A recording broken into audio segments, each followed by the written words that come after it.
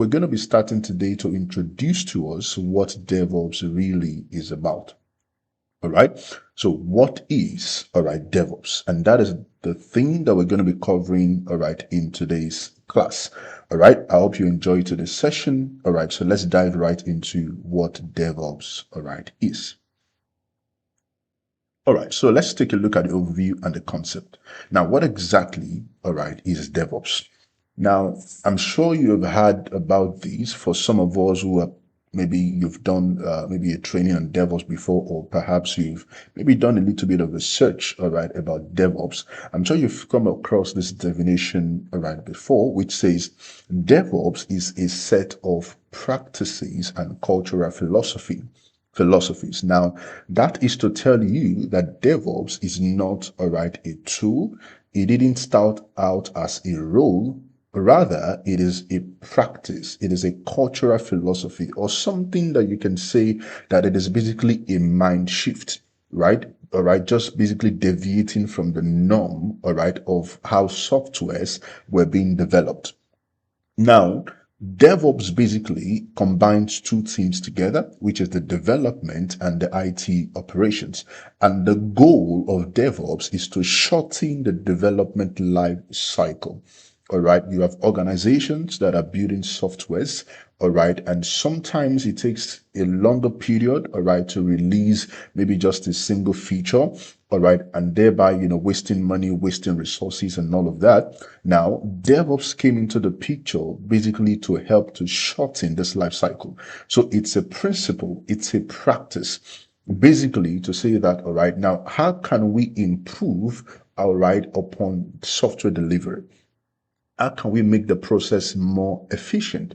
How can we make the process more, something that we can actually gauge, something that we can actually predict, such that we can say, oh, tomorrow we're going to release a software update at 2 a.m. and, we are able to meet, that deadline. Okay. That is basically what DevOps seeks to achieve, right?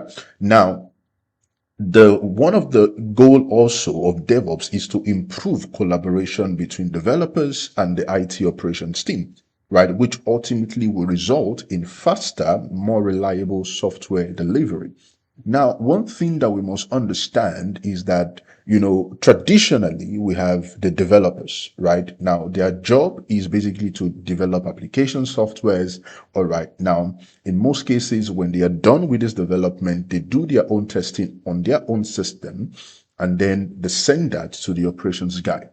Right now, the operations guy would take the software that the developer has given to him, and then his own duty is to run that software, maybe on the development server, maybe on the test server before it gets to production. But then the operations guy is the person responsible for all of that. Now, if you look at these two people, they require different set of skills. Right? The developer, at its core is a programmer. So for example, the developer can be familiar with, Python, Java, PHP, .NET, that is what the developer knows how to do. And then when they develop this application, they test it on their own system, ensuring that whatever it is that they've done, everything is working as expected. Now, the fact that a developer has tested an application on his own system does not mean that it is going to run anywhere else. Now, that is where the operations guy, has issues with the developers. Now, the operations guy receives this application package, tries to run it on the development environment, and then realizes that certain dependencies are not resolving, certain things are not working as expected or as reported by the developer. Now, the operations guy will try to report this back to the developer to say, hey, what's going on, right? I'm trying to run this thing on the dev environment, but it's giving me this error. And then the developer goes, I've tried it on my system. Everything is working fine. Come and look at it at yourself. The operations guy goes there, checks everything, and then sees that, yes, the software is actually running on the developer's environment. All right. So what is the solution to that? Now, the solution to that is basically DevOps, which means DevOps is basically a union of developer, and operations. Okay, so it's a union of both fields, which means for somebody to say, oh, I want to learn DevOps, I want to become a DevOps engineer, you need a little bit of understanding of what, all right, software development is about. Even if you're not going to be a developer at the core, all right, which is why we have so many people from different IT fields, all right, coming into DevOps, right? You can see somebody who's a developer coming into DevOps, somebody who started as a system administrator coming into DevOps, all right? But basically, the idea is that we are bringing these two teams together, right? So at the middle of it, we now have what you call a DevOps. So now that DevOps now becomes a role.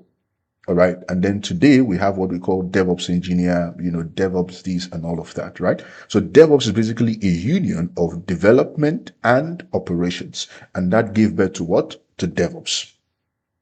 So for you to become a DevOps engineer, you need a little understanding about software development processes. How are software developed? How are they deployed? All right. And then you must also understand how to set up the systems that will run this application. What are the requirements? All right. What are those things that we need to put into consideration before we run, all right, our application?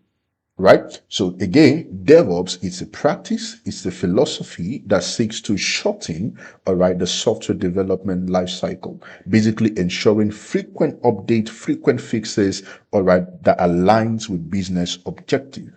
And one of the key things that DevOps seeks to achieve is to bring about collaboration. All right. So basically everybody we are talking together. All right. So whatever the developer is doing, the operations guy is well carried along, is well informed. All right. Nobody now is working in silo. Nobody is saying, well, I've done my part, then you take care of your own part, right? But we are working together now as a team to achieve a common objective. All right. So that is what DevOps basically is. Now let's try to understand the software development process, right? What does it take? Because as a DevOps engineer, we need to have that understanding of what it takes for a software to move from development, all right, onto production. That knowledge is very important. So let's take a look at, all right, the process. Now, of course, every software has to be developed, all right, has to be programmed and all of that. So you have the programmer, all right, who will be working on that. All right. So they work on software development. All right. It can be, basically different programming languages. It can be Python. It can be Java. It can be Node.js. All right. Depending on the software you're trying to build in your organization, depending on your goal, depending on your objective and all of that. All right. And then the developer is responsible for new feature releases. They're responsible for bug fixes and all of that. So that is the job of the programmer, right? They develop softwares. All right. They can use one or more programming languages. All right. The duty is to release features, is to fix bugs. All right. In the software. Now, again, once a software has been developed, all right, you have to test the software, right? Now, when you develop an application, it doesn't just go, all right, straight to your production environment. There are some tests that you have to carry out. All right. You have to test certain things in that application before you can say, oh, this software has met certain criteria and then it is fit for release. All right. So let's take a look at software testing. Now, software testing basically means you want to test new features, right? So perhaps you have an existing application and then an update has been done to that application. Before you release that update to, all right, your consumers or your client, all right, you want to test a new feature, maybe on your development environment or your test environment, all right, to be sure that, every component, everything is working as expected. So you do some, all right, you test the features. Now, the software testing can be done by the developer, or in some organizations, they have people that they call software testers. All right. And in some organizations, they can also call them quality assurance people. All right. Their goal is basically to say that, all right, this application that has been developed, we need to check if the functions are working correctly. Now, if it is an existing application, we also want to be sure that the new release has not affected the old functionality in any way. Rather, we want to ensure that it has improved the functionality even of the old, all right, features and all of that we have. So that is why software testing is very important. Now, there are four, all right, different kind of tests that you can also do. All right, we have the unit test. Now, the unit test is basically just testing, individual component, all right, of your system, all right, testing individual features, all right, to see that, all right, they're functioning. right? For example, maybe you have a submit button, right? You want to see if that submit button is actually doing the job it's supposed to do. Or maybe you have a pay now button or something like that, right? You want to be sure that button is performing optimally, okay? Now you have integration testing, right? Now, when you click on the submit button, right, how does it communicate with other aspect of the system? For example, if clicking on the submit button is supposed to submit something in your S3 bucket, for example, you want to test that that integration is working perfectly. All right. Or if clicking on something on the portal is expected to trigger maybe an API or something, you want to also be sure that that integration is working seamlessly and efficiently, right? So you have integration testing. Now, another kind of testing that you have is the system testing. Now, the system testing is basically where you now test the whole system, right? You test the whole application and make sure that every function, every utility, every part of the system is working together, all right, efficiently without any kind of error. Right now, the system testing can also include things like a load test. You want to see, right, if you have a number of people using your application at a time, how does the system react? Does it slow down or does it, work efficiently, right? So that's part of the system testing. You want to load test, all right? You want to see if I have 1,000 people connecting to my application, if I have 10,000 people connecting to my application, how would the performance be like? Right? You want to test that. Okay, so that is part of the system testing. Now, the last one is the acceptance testing. So acceptance testing can be like, okay, the stakeholders are coming together, everybody takes a look at the system, and then everybody agrees that yes, this system is okay, everything is fine, we can go ahead and then release the application. All right, so that is basically what software testing is. Now, in this day and age, all right, as part of the DevOps principle, right, the testing can also now be automated, which means as part of your system, all right, your DevOps system that you have, all right, employed, you can also include into that system what you call automated testing. So the system can test that software for you automatically. Right, you may not necessarily need, all right, a quality assurance person or a software tester to do that, right? The system can do that, all right, for you. Now, once the software has been tested, of course, it goes over to operations, which means the software has to be deployed. All right. So as part of the deployment process, now you build the application. All right. Now we're going to be talking more about, all right, application building as we go on in the course of the course. All right.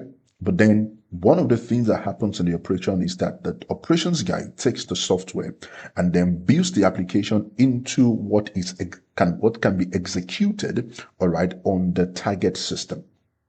Now, let me give a quick example of that. Now, on your mobile phone, you have WhatsApp, right? You use WhatsApp. Now, you and I were not even aware, all right, or most of us were not even aware of the programming language that was used to build WhatsApp, right? But the end product is what we have running on our mobile phones. Right now, before that WhatsApp became usable on our mobile systems or on our computers, right, it was built into a version that can be executed on, all right, whether it's your Android phone, whether it's your iOS, whether it's your Windows machine, that application was built to run on this specific operating system because the code does not make much sense to, all right, a layman like us, right? Users generally. Okay. So what the programmers would do or the operations people will do before releasing the software is to build it. So if that application is supposed to run on Android, for example, they build it into what you call .apk, which is the format, all right, that Android uses. So that APK format is then uploaded to Play Store. You download it from Play Store, you install it on your system, and then you have the end result. All right. So that is basically what building application is. Now, for different programming language that we have different build tools, which we're going to be talking more about as we go on in the course of this, all right, class. So the next thing they do once the application has been built is to deploy to server. So they deploy it to the server and then they do, all right, some, checking again to see that, okay, this thing has been deployed correctly, all right, before it moves over to the production environment. Right? And then all right. If it's an existing system, basically what they do is they upgrade and then they do all the testing that we talked about earlier. Right. Now, let's try to understand software development methodology. All right. How was software? How was it developed, all right, or deployed, all right, in the past? And then in this day and age, how are we, all right, deploying softwares? Okay, we need to understand this, software development methodology. Sometimes it's often referred to as SDLC, software development lifecycle. But then let's take a look at two of these development methodology, starting with the waterfall model. All right. Now, in the waterfall model, all right, you have to go through certain steps, right? And then you go through all of this step before you eventually are able to produce, well, let's not say an end product, but I think we can say, all right, a prototype of the application that you want to, all right, build. So you start from the requirement. So requirement phase basically means you gather requirement. So what software are you trying to build? Who are your target audience? All of those kind of things you gather requirement. Okay. Now, the next thing you do once you've gathered enough requirement is to go to the drawing board and then design. All right. So the UI, all right, the backend, how is it going to run? How is it going to integrate together? All right. You design the software. The next thing after design, of course, is to develop, right? You develop the application based on the design. Now, if you look at this waterfall model, one thing you would realize is that it follows, all right, a sequential order, all right, which means it's one step at a time kind of model, all right? So you have to finish, all right, the first stage before you proceed to the second stage, okay? So you can't jump any of the steps. And that is why it is called the waterfall, all right, from the top to bottom. Okay. And then after development, of course, you have to test that application and then deploy, all right, once you're done. And then lastly, you now do maintenance. Right now, the drawback of this system is that each step must be completed before the next step. Right? Which means you have to gather requirement. Now, gathering requirement alone can take you like 3 months, can take you like 2 months, depending on the kind of application you're hoping to build. All right. So that's a long time. Now, designing again will take you another, all right, maybe 1, 2 months, 3 months, depending again on the application you hope to build. And then before you go over to development, remember, you can't develop an application overnight. It takes time. Testing different frameworks, all right, doing different integration testing before you finally come up, all right, with a prototype of that application. So the waterfall model, it's kind of time consuming, all right? But then let's look at the model that we have adopted today, all right, which basically has allowed for frequent application releases. And that is why today you will discover that we have a lot of, all right, application in our Play Store, all right, in our Apple Store these days, right? People don't have to wait, all right, and follow this, sequential step, right? You can have an idea today and then come up with a software tomorrow.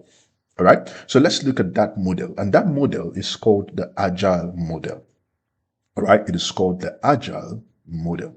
Now let's look at the Agile model. So the Agile model, of course, you have all these, stages as well. You have the conception, you have the initiation, you have the analysis stage, you have the design phase, the testing phase, you have the deployment phase. But the importance, all right, of this agile model is that you don't have to follow that sequential order, right? Which means you can move from conception to testing to deployment. You can move from conception straight to design, right? You are not tied to maybe going from one step to the other. No, all right. You can move from point A to point D. You can move from point B to point C, all right? And that is the beauty of the agile model, right? Which means if I have an idea today about, let's say I want to build a payment application, right? I don't have to necessarily gather requirement, right? I can move from conception basically to just design. I can call a guy that I know, understands UI, UX very well and tell you, oh, I have this idea. Can you please just design something for me? And then the guy goes and then does that design, right? And then once the design is done, I can just go to testing and deployment, right? I can just tell my software guy, okay, please, I have this idea. Can you just please, come up with something for me? Let's see how it goes, right? Because the goal of the agile model, basically, it is not to seek perfection from the get-go. It is basically to come up with an idea, all right, and then put it out there in the market for the market to test it. And then you get a feedback from the market and then use that to improve your application over time. Because if you look at the waterfall model, it does not guarantee that if you follow all of these steps sequentially, it doesn't guarantee that your software is going to come out exceptional. No. Because at the end of the day, whatever software that you build, you still have to, all right, send it to your consumers or your client. They have to test it, and then they have to give you feedback, right? But with the agile model, right, you can get your feedback almost immediately, and then you can use that feedback to now improve on the system over time. So the agile model is iterative, right? It's iterative. It's not something that seeks to be perfect or perfected from the get-go. All right. It's basically just saying, you know what? Let's just do something, right? And then we can use the feedback we receive to improve upon the system, right? That is the agile model. Now, one of the things about the waterfall model is that number one, it is ineffective, all right? And then there's no fast feedback, right? And then it involves a lot of huge preparation, right? A lot has to go into it. Okay. And that is time wasting. And I'm sure in this day and age, nobody wants to do that, right? You don't want to spend 1 year, 2 years, gathering requirements and then coming up with the software. And at the end of the day, the software may not even meet the need, all right, of your intended audience. Okay. So it's a no, all right, in this day and age. But for the agile model, all right, it helps with, there's a speed of development, all right, testing, and then there's a deployment cycle, right, which means you can deploy faster. All right, deploy faster. Like I said, it is not to seek perfection. It is basically to put out your content as quickly as possible and then use the feedback, all right, to improve upon the system. All right, that is what agile methodology seeks to achieve. All right. Now, let's look at the various aspects and perspectives of DevOps. All right, let's look at the various aspects and perspectives of DevOps. Now, in the definition that we saw earlier, we already understood that DevOps is a cultural and organizational perspective. Now, what does that mean? It means that DevOps seeks to enhance communication, foster collaboration, and then continuous improvement, right? That is one perspective, all right, to understanding DevOps.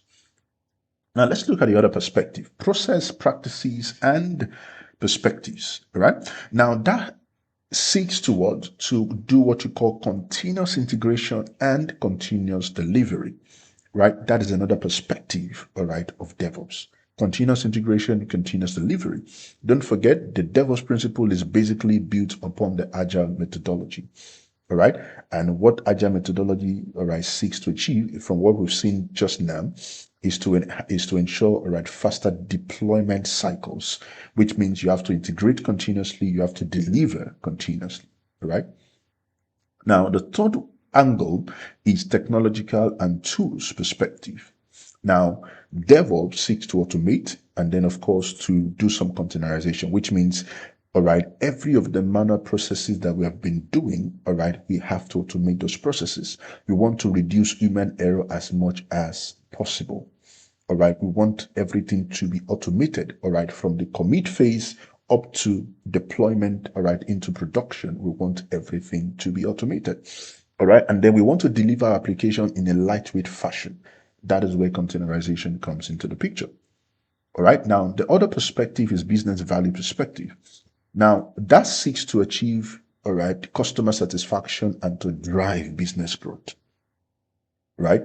Customer satisfaction and to what drive business growth, which means you want to get feedback as much as possible. All right. You want to, deploy as often as possible. Whatever feedback that your customers has left for you, whatever review that they have, you want to take those reviews and integrate it into your system and give them even, more value.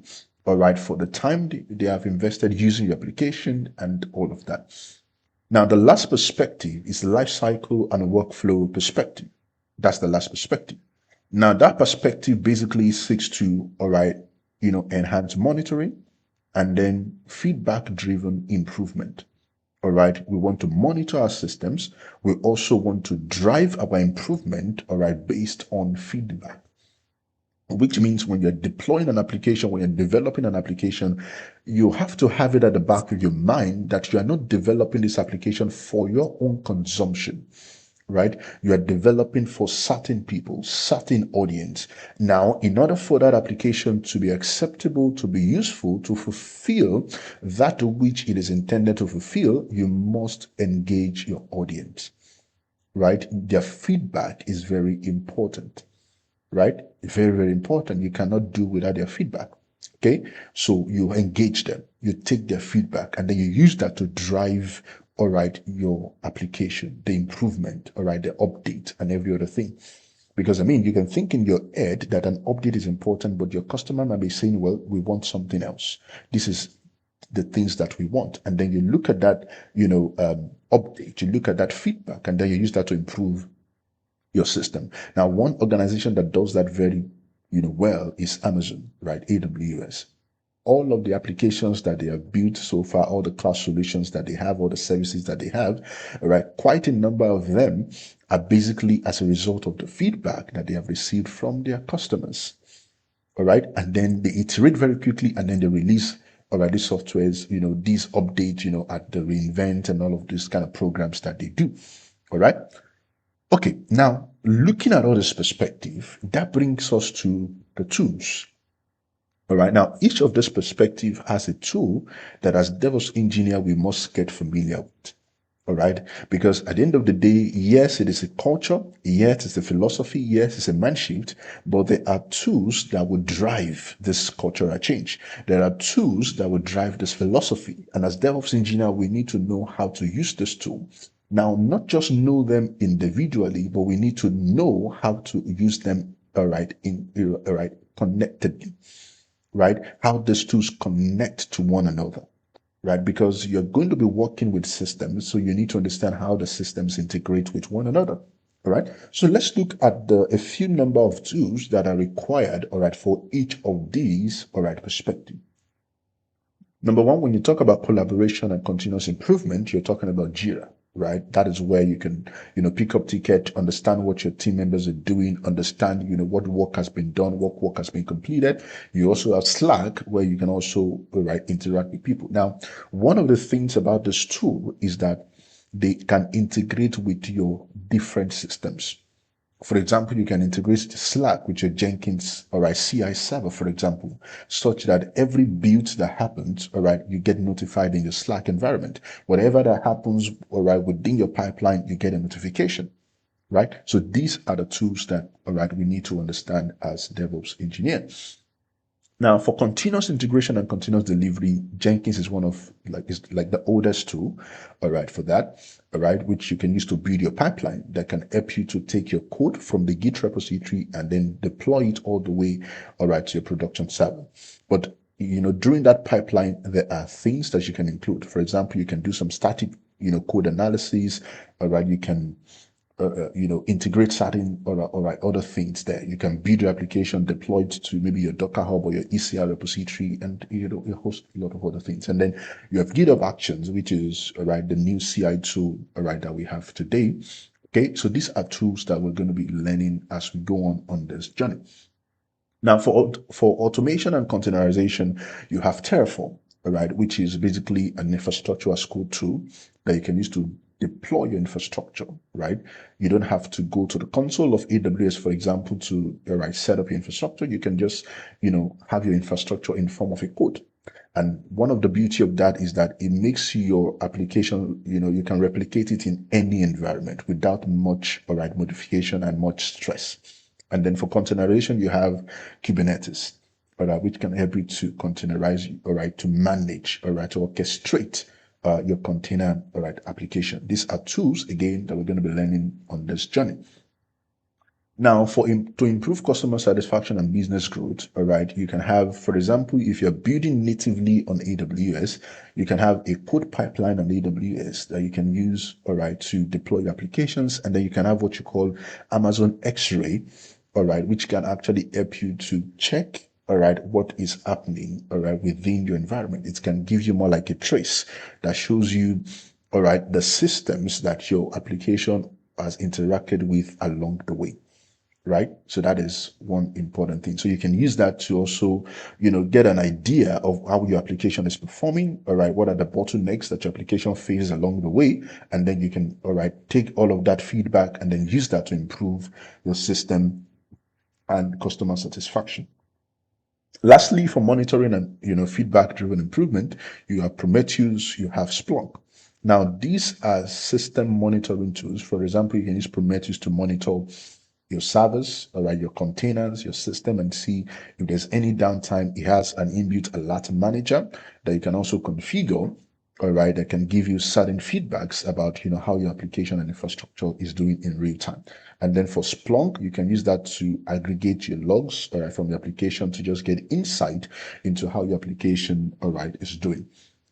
Now, all of these tools, right, we're going to be taking a look at them in the course of this journey, all right, as we go on. Okay, we're going to be taking a look at them. But one thing that we need to do is that now this training is structured, all right. So we don't want to learn haphazardly. We want to try and learn, in a structured way, such that you are able to gauge or you are able to measure what you have learned, all right, over time, and then what is left for you to learn. So we're going to be following a structured, all right, pattern. And what that means is that we're going to be starting from the fundamentals, and then we're going to get onto all of these advanced concepts like Jenkins, Terraform, Kubernetes, like I mentioned, and we're going to be dealing with these things, all right, practically. This is not a theoretical course. It is actually, all right, a program designed to give you that knowledge, all right, to become a DevOps engineer, moving you basically from zero to hero, like we see on, some of our YouTube videos in DevOps. All right. Now, in terms of the fundamental skills, one of the things that we're going to be talking about before we go into all of these tools is networking. As a DevOps engineer, you need to have an understanding of networking. Very important. All right. Because you're building a system that would have to communicate with one another. All right. So you need to understand what networking is. All right. How you can troubleshoot, certain things, port numbers, DNS, and things like that. So we're going to be starting with networking. And then after that, we move on to understanding web service, right? Because you're going to be hosting your application, or maybe using Apache, web server, maybe using Tomcat, maybe using, maybe using Nginx and a whole lot of other, all right, server, hosting platform. So we need to understand, web servers and all of that. Now, the next thing after that is to now understand, all right, Linux. Very important. Linux is more like the most of the production environment that you have, majority of those environments are running on Linux, actually. All right. So we need to move on to Linux. We need to understand what is Linux. We need to understand the Linux commands, the file system, shell scripting, and things like that. We need to learn all of that. And then Git is also very important because, you're going to be dealing with checking your code into the Git repository, connecting your Jenkins server, for example, to your Git repository and all of that. So you need to understand what Git is. You need to understand the Git workflow, all right, in order for you to be efficient in your job as a DevOps engineer. And last but not the least, we're going to be, all right, learning at least one cloud provider. And in the course of this training, we're going to be dealing with AWS primarily, right? It's the cloud provider that we're going to be using, excuse me, on this, all right, journey. Now, you can use Agile, you can use GCP, but for the purpose of the training, we're going to be sticking with AWS, all right? And so we're going to be starting with networking, and then we're also going to be having a video, all right, that would walk us through how to set up, all right, various account and some of the tools that we need, all right, to set up. Okay, so you can check the video, the first video that we did before this. In that video, we explained, all right, how to set up your account on AWS, all right, the tools you need to install on your systems and all of that. But then the first class after this is going to be networking. So we need to talk about what is networking, all right, what is DNS? What are the port numbers that we need to be familiar with? All right, IP addressing, subnetting, all right, and all those kind of things. We're going to be talking about that. And then from there, we move on to other aspect of the program. All right, so thank you so much, guys, for sticking to the end of today's video. We hope you were able to gain some insight, all right, into what we discussed in the video today. All right, we hope to see you in the next video, and we want to appeal to you once again. If you're yet to subscribe, please hit the subscribe button, like this video, share it to as many people that you know that will benefit from, all right, these sessions. Okay, so thank you so much, all right, and we hope to see you in the next video. Bye for now.